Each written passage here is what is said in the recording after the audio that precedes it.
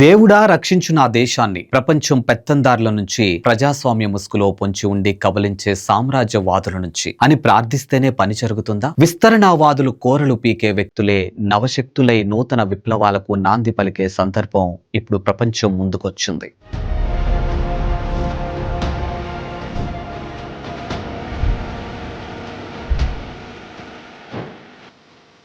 పోరాడితే పోయేదేమీ లేదు. రాజ్యాలు బానిస రాజ్యాలుగా మారే ప్రమాదం నుంచి తప్పించుకోవడం తప్ప. అదును చూసి కొత్త వ్యూహాలకు పదును పెడితే పోయేదేమీ లేదు. ఫాసిస్టు శక్తుల చెర వదిలించుకోవటం తప్ప. ఇప్పుడు పశ్చిమాసియాలో 3 రాజ్యాల యుద్ధం అన్ని దేశాలకు ఒక గొప్ప హెచ్చరిక చేస్తుంది. అదేంటో చూద్దాం. సామ్రాజ్యవాదం అంతుబట్టని పద్మవ్యూహం.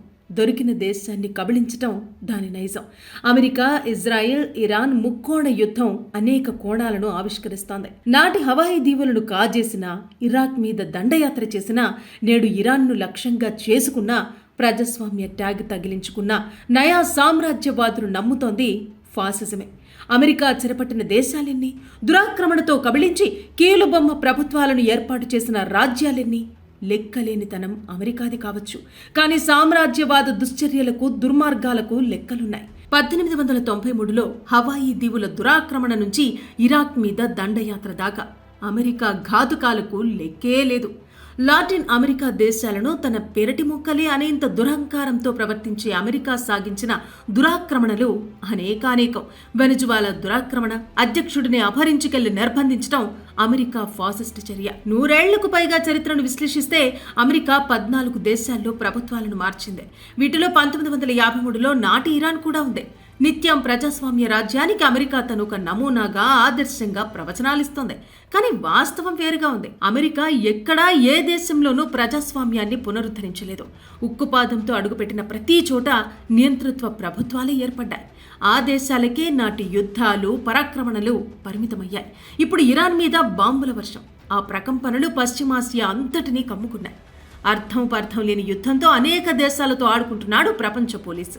ఈ సామ్రాజ్యవాద విస్తరణ కాంక్షను, అధర్మ, అపసవ్య ధోరణులను ప్రతిఘటించే అవకాశం ఒక సావకాశంగా ప్రపంచ దేశాల ముందుకొచ్చింది. ఇలాంటి పరిస్థితిని ఎదుర్కొనే వ్యూహరచనకు అమెరికా ఒక సువర్ణ అవకాశాన్ని ప్రపంచ రాజ్యాల ముందుంచింది. సృష్టించిన సంక్షోభాన్ని అవకాశంగా మలుచుకోవటం, చరిత్ర సృష్టించటమే మిగిలింది. చరిత్ర మరచిపోతే చరిత్రహీనులుగా మిగులుతారు. ఇరాన్ లో ఇస్లామిక్ విప్లవం రాకకు కారణమే అమెరికా. అదేదో ప్రేమగా చేసింది కాదు, అది ఒక రాజ్యతంత్రమే. విప్లవం రావటం ప్రజాస్వామ్యం అనుకోని వీధుల్లోకి వచ్చిన వేలాది ప్రజలను వంచింది. హక్కులను ఉక్కుపాదంతో అణచివేసే మార్గం వేసింది. దుర్మార్గాలు చేసింది. ఉన్మాదంతో సుంకాల బెదిరింపులు, ఆక్రమిస్తాం, గ్రీన్లాండ్, క్యూబాలే తదుపరి లక్ష్యాలని ప్రకటించే అగ్రరాజ్య అధ్యక్షుడి మానసిక స్థితిని ఎలా అర్థం చేసుకోవాలి? ప్రజలు అక్కడి ప్రభుత్వాన్ని మర్చిపోయేలా చేస్తాను, కొత్త ప్రభుత్వ పాలనతో మరిపిస్తాను అని ట్రంప్ అనటాన్ని ఎలా అర్థం చేసుకోవాలి? యుద్ధ ప్రకటన లేదు, ఐక్యరాజ్య సమితితో సంప్రదింపులు, సలహాలు లేవు. ఇజ్రాయిల్ కీలుబొమ్మ ప్రభుత్వ సాయంతో ఇరాన్ మీద ఉన్మాదంతో దాడికి తెగించారు. గూఢచర్య నిర్వహణతో దొంగ దెబ్బతీసి ఇరాన్ అధినేత అయతుల్లా అలీ ఖమేనీని హతమార్చారు. అంతర్జాతీయ మహిళా సంవత్సర వేడుకలు నిర్వహించే అమెరికా ఇరాన్లో మాత్రం అంతకు కొద్దిగా ముందు బాలికల పాఠశాల మీద బాంబులు వేసి వందలాది బాలికలు ఉసురు తీసింది. అమెరికా పశ్చిమాసియాను స్వేచ్ఛగా వదిలివేసింది ఎప్పుడు? అలా ఉండనిస్తే కొన్ని దేశాలైనా స్వతంత్రంగా ఎదిగేవి. కానీ చమురు క్షేత్రాలపై గుత్తాధిపత్యం కోసం అమెరికా చేయని పన్నాగాలు లేవు, వేయని వ్యూహాలు లేవు. ప్రజా ప్రభుత్వాలు ఏర్పడకుండా మరో ప్రజాస్వామ్య దేశం యూకేతో యుఎస్ఏ జతకట్టింది.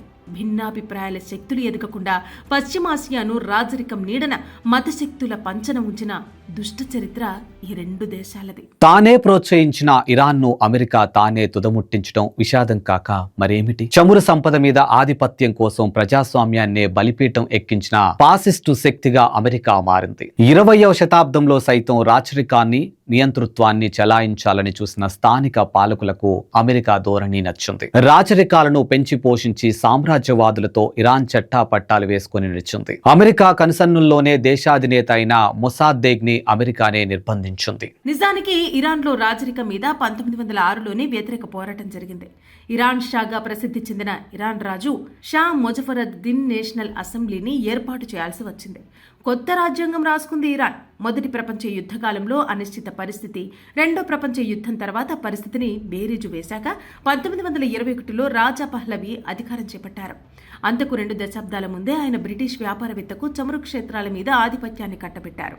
చమురు నిక్షేపాలను వెలికితీసి విక్రయించేందుకు ఆంగ్లో ఇరానీ అనే బినామీ కంపెనీని సృష్టించారు. ఆ కంపెనీని జాతీయం చేయాలన్న డిమాండ్కు ప్రజల్లో నానాటికి మద్దతు పెరిగింది. అక్కడ అమెరికా అనుకూలుడిగా ముద్ర ఉన్న నేషనల్ ఫ్రంట్ నేత మహమ్మద్ మొసద్దెక్ ముఖ్య నేత. ప్రపంచ బ్యాంకుకు సైతం అనుకూలుడనే మాటలు అప్పట్లో వినిపించాయి. ఆ బ్యాంక్ ఇచ్చిన లెక్కలే కొల్లగొట్టిన చమురు నిక్షేపాల లెక్కలను బయటకు తీశాయి. ఆంగ్లో ఇరానీ కంపెనీ $3.64 బిలియన్ ఆర్జించింది. ఇరాన్ దేశానికి దక్కింది కేవలం $50 మిలియన్. వనరులున్న ఇరాన్ కంటే దోపిడీ చేసిన బ్రిటన్కు 3 రెట్లు ఎక్కువ. ఇరాన్లో అమెరికా, బ్రిటన్ కలిసి సాగించిన దోపిడీ అంతులేనిది. తాను గద్దెక్కించిన నేత ముసాద్దెక్ ప్రజాకర్షక విధానాలు, ప్రజాస్వామ్య పోకడలు నచ్చని అమెరికా అతన్ని అరెస్ట్ చేయించింది. కమ్యూనిస్టుగా ముద్రవేసి ఇస్లామిక్ విప్లవం పేరుతో ఉద్యమం అమెరికా కనుసన్నల్లో నడిచింది. అయతుల్లా రుహల్లా ఖొమేనీని ఇస్లామిక్ రెవల్యూషన్ తర్వాత ఇరాన్ సుప్రీం కమాండర్ గా చేసింది. ఆయన మరణాంతరం గద్దె మీద కూర్చోబెట్టిన అలీ ఖమేనీని మొన్న ఫిబ్రవరి 28న అంతమొందించింది. 1951లో మొసాదెక్ అధికారంలోకి వచ్చారు. 1953లో అమెరికా ఆయన్ని ఆపరేషన్ అజాక్స్ పేరుతో కూల్చివేసింది. చమురు కంపెనీల జాతీయీకరణ, నిరుద్యోగులకు భృతి, మహిళలకు హక్కులను కల్పించడంతో ప్రజల్లో ఆయన మీద వ్యతిరేకత వచ్చేలా అమెరికా చిచ్చు పెట్టింది. కమ్యూనిస్టుగా ముద్ర వేసింది. ప్రజా వ్యతిరేకత పేరిట గద్దె దింపి షా మహమ్మద్ రజా పహ్లవిని అధికార పీఠం మీద కూర్చోబెట్టింది. చమురు రంగ జాతీయీకరణకు రద్దు చేశాడు.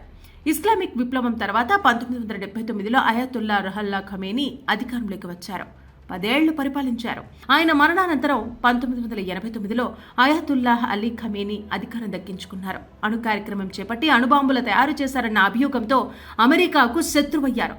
అమెరికా ఆయన్ని లక్ష్యంగా చేసుకుని ఇజ్రాయెల్ సహకారంతో ఈ ఏడాది ఫిబ్రవరి 28వ తేదీన హతమార్చింది. ఒకనాడు దారుణ రక్తసిక్త చరిత్రను సృష్టించిన అమెరికా నేడు ఇరాన్లో ప్రజలకు కొత్త చరిత్రను రాసుకునే అవకాశం కల్పిస్తామని ధర్మవచనాలు పలుకుతుంది. ఒకటి మాత్రం నిజం, ఆ చరిత్ర రాసుకునే అవకాశాన్ని ఇరాన్ ప్రజలే ఎందుకు తీసుకోకూడదు? అవకాశంగా ఎందుకు మలుచుకోకూడదు? మానవుడే చరిత్ర నిర్మాత అంటాడు చరిత్రకారుడు గార్డెన్ చైల్డ్. 2వ ప్రపంచ యుద్ధంలో లక్షల మంది బలి తీసుకున్న హిట్లర్ లాంటి నియంతలే కాలగర్భంలో కలిశారు. చరిత్ర చెబుతున్న సత్యం ఇది.